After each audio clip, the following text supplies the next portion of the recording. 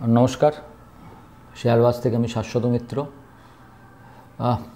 One of the worst day in the market. 10 lakh কোটি টাকা একদিনে উড়ে গেল ইনভেস্টরদের।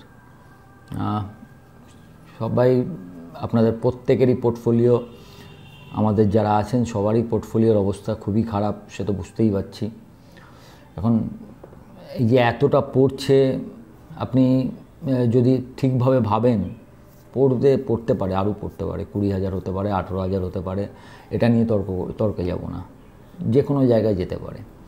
কিন্তু যদি আপনি সোজাভাবে ভাবেন যে কোভিডের সময় মার্কেট ধরুন 38% কারেকশান হয়েছিল, একটা কারণ ছিল, এমন একটা ডিজিজ এসছে যার কোনো কিছু নেই, এখনও পর্যন্ত তার কোনো কিছু বেরোয়নি, যে কিভাবে অ্যান্টিভাইরাল কোনো ইঞ্জেকশন নেই, কোনো রকম কিছু নেই, সেই হিসাবে মার্কেট পড়েছে যে জীবন না থাকলে দামের কি। এর আগে 2008 একটা ব্যাংক, যে ব্যাংকটা 200 বছর ধরে ছিল, 100 বছর দুখানা বিশ্বযুদ্ধ দেখেছে, তাতেও সেই ব্যাংকের কিছু হয়নি, সেই ব্যাংকটা উঠে গেছে, তার একটা এফেক্ট মার্কেটে পড়েছিল। এবারের মার্কেট খারাপ জানি, প্রচণ্ড ভ্যালুয়েশন বেশি আছে, মার্কেট একতরফা উঠেছে। যদি ভাবেন 2023 সালে 25,000-এর মিড ক্যাপ ইন্ডেক্স 60,000-এ চলে গেছে, প্রায় 120% বেড়েছে। অল আর ট্রু, আমি কোনোটাকে অস্বীকার করছি না। কিন্তু 60,000 থেকে 45,000 এসছে, 45-44,000-এ চলে এসছে, 16,000 পয়েন্ট ধরুন। অলরেডি প্রায় 25%-এর ধারে কাছে কারেকশান হয়ে গেছে। তো আপনি যখন একটা মার্কেটকে ভাববেন যে মার্কেট পড়তেই পারে, কোথায় যাবে কেউ জানে না, ঘটনার পর ঘটনা হয়। বুল মার্কেটে যেরকম আপনি কখনো বলতে পারেন না যে হাইটা কোথায় হবে। আমরা অনেকেই ভেবেছিলাম 25,500-র উপরে মার্কেট যাওয়া উচিত নয়, মার্কেট কিন্তু গেছে 26,400। যে শেয়ারটা হয়তো ভেবেছি 100 টাকা 120 টাকা দাম হলে অনেক দাম, সেটা হাই করেছে 240 টাকা। এখন যেখানে এই মার্কেটের ফেনোমেনাই এটা, যে বিয়ার মার্কেটে আপনি যে দাম ভাববেন তার থেকে অনেক নিচে দাম আসবে, এবং আপনার মনেই হবে। যেরকম একজন জিজ্ঞেস করেছেন যে আপনি বলেছিলেন, হ্যাঁ আমি এতে লিখেছিলাম যে 345-50 এলে শেয়ারটার নামটা ভুলে গেলাম, কেনবার কথা আমি বলেছিলাম, তো সেখান থেকে পড়ে গেছে, নিচে এসছে 250 টাকা, 265 টাকা আজকে দাম। আজকে যদি একটু অবশ্য বেড়েছে, নামটা বলে দিচ্ছি, দাঁড়ান, এটা ভুলে যাই।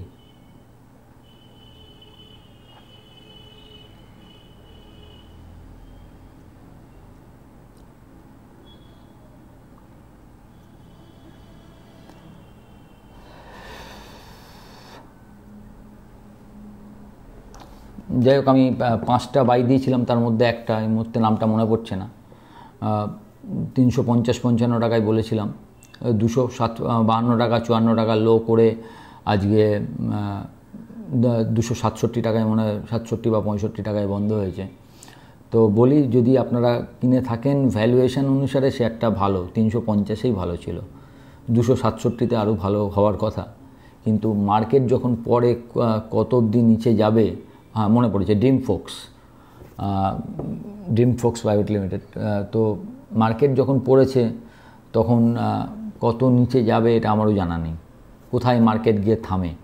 এখন স্ক্রিন আপনাকে আজকেও বলল না যে কোনো কিছু ভালো কিছু দেখায়নি, এটা আপনাকে স্বীকার করতে হবে। লোয়েস্ট পয়েন্ট অফ দ্য ডেতে আপনি বন্ধ করছেন, তার মানে কি?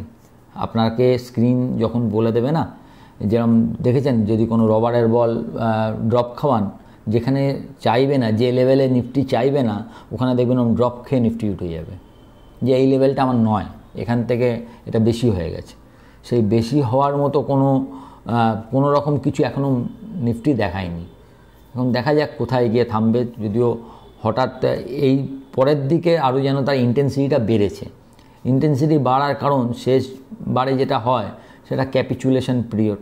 এখন ক্যাপিচুলেশন আমি 22,800-তেও ভাবছিলাম, 22,100, এখন সেটা আবার 21,000 আসবে, 20,000 আসবে, না 18,000 আসবে, আমার জানা নেই।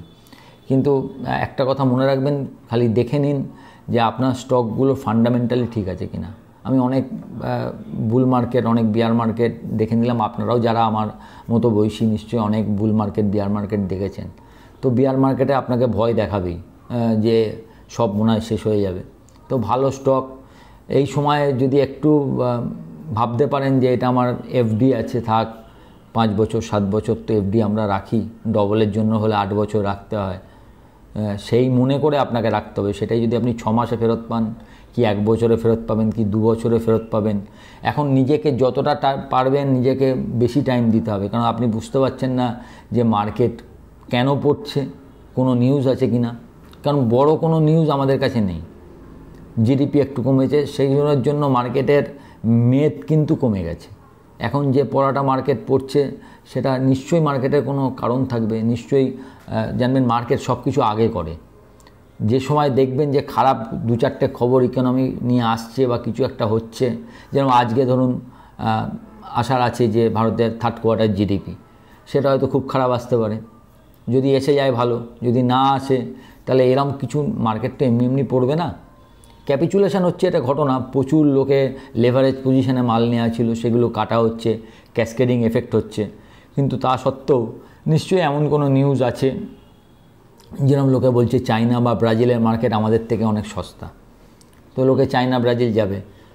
China 56% of is GDP trade করছে, ব্রাজিল 32% অফ জিডিপি, সেখানে আমরা এখনও 95-100% জিডিপিতে ট্রেড করছি। তো লোকে এই মার্কেটে আসবে কেন, এরম প্রশ্ন লোকে করছে। প্লাস ডলার, যতক্ষণ আমি বলেছি আপনারা দুটো জিনিস লক্ষ্য রাখুন, যে দুটো জিনিস দেখবার সেটা হচ্ছে 4th কোয়ার্টার রেজাল্ট। যদি রেজাল্ট খুব ভালো হয় সেক্ষেত্রে মার্কেট হয়তো একটা চান্স নিতে পারে ঘোরার।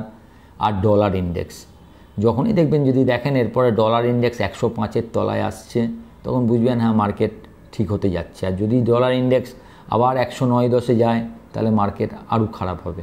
কারণ ডলার ইন্ডেক্স সবসময় মার্কেটের উল্টো, ইকুইটি মার্কেট ডলার ইন্ডেক্সের সঙ্গে অপোজিট রিয়াকশন। সুতরাং দেখা যাক মার্কেট কোন দিকে যায়। তবে এটুকু বলতে পারি, যদি ধৈর্য থাকে, ভালো স্টক থাকে, আপনি রাখতে পারেন। এই নিয়ে একজন দেখলাম প্রশ্ন করেছেন, পপুলার ভেহিকেলস 2-4টে ভিডিওতে হয়তো লিখেছেন, আমি দেখিনি, আজকে আগের দিনের ভিডিওটাই দেখলাম।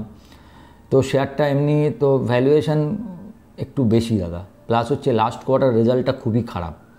এটা মনে হয় আইপিওতে এসেছিলো, কী দামে এসেছিলো আমার দেখা নেই, কিন্তু এখন যে দামটা এসছে 106-107 টাকা, মোটামুটিভাবে খুব যে বাজে সেটা বলবো না, কিন্তু লাস্ট কোয়ার্টার রেজাল্ট জাস্টিফাই করছে না দামের সঙ্গে আর কি। দেখুন এমনি যতটা পড়বার অনেকটাই পড়েছে, 230-40 টাকা থেকে নেমে 106-107 টাকা, 50%-এর বেশি নিচে চলে এসছে।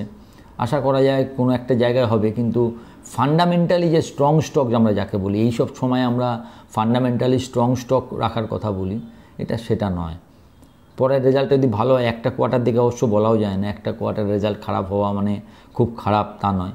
সম্ভবত কোম্পানি আগের কোয়ার্টারটা লস করেছে, তো আর কিছুদিন দেখতে পারেন। এই খারাপ টাইমে 50% নিচে কি কাকে বেচতে বলবো, এটা বলা যায় না। তো লেটস সি, একটু ধরেই দেখতে পারেন, কারণ পি খুব বেশি নয় দেখলাম, সেটা অবশ্য আগের কোয়ার্টার তো লস হয়েছে, পি থাকার কথা নয়। আগের রেজাল্ট ভালো ছিল নিশ্চয়ই, 30-এর ঘরে পি, এরকম কিছু একটা দেখলাম। মার্কেট নিয়ে যেটা বলছিলাম, এখনও ধরুন ট্যারিফ ওয়ার শেষ হয়নি। রেসিপ্রোকাল ট্যারিফ 2রা এপ্রিল থেকে ট্রাম্প লাগাবেন বলেছেন। সেটা হয়তো মার্কেটে আর একটু খারাপ জায়গায় নিয়ে যাবে, কি তার আগেই মার্কেট সেটাকে ঠিক করে দেবে। তবে এখন এটুকু বলতে পারি যে আপনি যদি স্ট্রং স্টক থাকে, ফান্ডামেন্টালি স্ট্রং স্টক যদি আপনি রেখে থাকেন, এবং তাদের যদি কোনো পরের কোয়ার্টারগুলো যদি না খুব খারাপ রেজাল্ট হয়, তো এই সমস্ত দাম আবার ফেরত আসবে, ওপরের দামও যাবে। হয়তো সময় নেবে, কতদিন সময় নেবে না আমার জানা আছে, বা আমি ভবিষ্যৎবাণী করতে পারি না। আপনারা যারা ঠিক বলেছেন, এই মার্কেটে জো জিতা হুই সিকান্দার, তা যিনি অনেক দিন ধরে আমার এখানে লিখছেন যে আমি বলেছি 21,800 যাবে, আপনাকে স্যালুট, আপনি ঠিক বলেছেন। যিনি বলছেন 18,000 যায়, 18,000 গেলে তাকেও একটা স্যালুট করব। তবে মুশকিল হচ্ছে বলে লাভ নেই। আপনারা এই লেভেলে এলো, এতে কি আপনাদের 2 টাকা ইনকাম হয়েছে? যদি হয়ে থাকে ঠিক আছে, বলে কিন্তু এই মার্কেটে কোনো পয়সা হয় না, কাজ করতে হয়। আপনার তার এগেনস্টে আপনার নিফটি বেচা ছিল কি না, আপনি পয়সা পেয়েছেন কি না। আমার পড়ে যাচ্ছে, তাতে তো আপনার কোনো লাভ নেই, পড়ে গিয়ে লাভ কী হবে? যদি আপনি স্টক বেচে দিয়ে থাকেন ভেরি গুড, যদি আপনি নিফটি বেচে থাকেন ভেরি গুড, যদি আপনি ওই দিকে কোনো ট্রেড নিয়ে থাকেন ভেরি গুড। শুধু বলে তো লাভ হবে না। তো যাই হোক, তাও বলেছেন আপনারা, ইউ আর ভেরি রাইট, এবং সেই অনুযায়ী কাজ করে থাকেন। তো আমার একটা স্যালুট রইল আপনাদের জন্য। স্ক্রিন এখনও ঘোরার কথা কিছু বলছে না, সুতরাং আমিও বলবো না। স্ক্রিন যখন বলবে তখন ঠিক আছে, কিন্তু শেয়ার আমি এই দামে কাউকে বেচতে বলতে পারছি না। যাদের সাহস আছে তারা যদি মনে করেন আরও নিচে যাবে, এটা আপনার ডিসিশন। ভালো থাকবেন। ভিডিওটা ভালো লাগলে একটু লাইক, শেয়ার এবং সাবস্ক্রাইব করবেন। নমস্কার।